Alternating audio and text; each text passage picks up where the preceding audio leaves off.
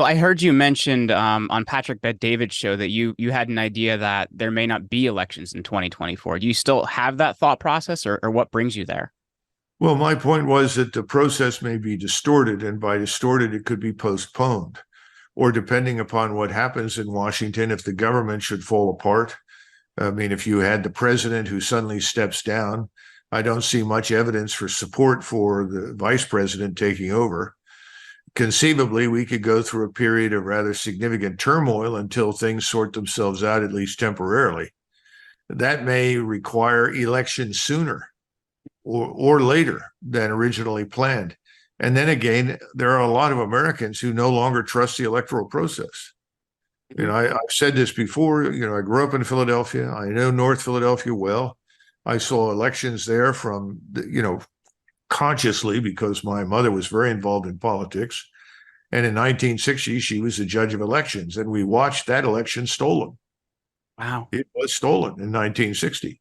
The difference between the steal in 1960 and what's happened here recently is that Richard Nixon decided, I'm not going to contest this, even though there was a mountain of evidence that the election had been stolen, particularly in Philadelphia, Chicago, New York City, Boston, places like this, where we've always had large numbers of dead people vote on election day. We used to call election day Resurrection Day. That's how much. My father-in-law is from Mayfair, so he says that quite often.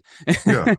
But Nixon said, well, the reason I'm not going to contest it, though, is that I know the country will be safe in the hands of President Kennedy, because President Kennedy is a patriot. He loves the country. The country will be safe.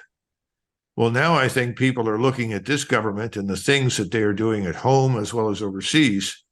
And I think there are large numbers of Americans. I can't possibly know how many millions of them there are, but enough out there that are concerned about the people governing us, that would no longer carry weight with them.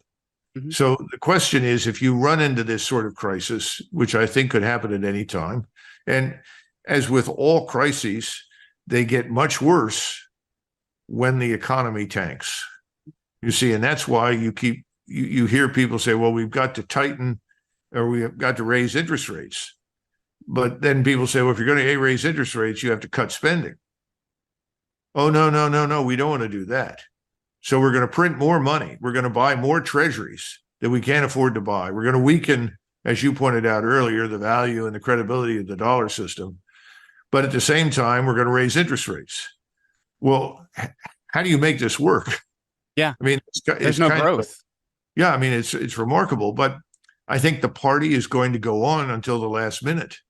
I think people will party and party and party and drink their champagne and spend their money and buy their yachts and their big cars and live in the houses they do in Washington until it all falls apart.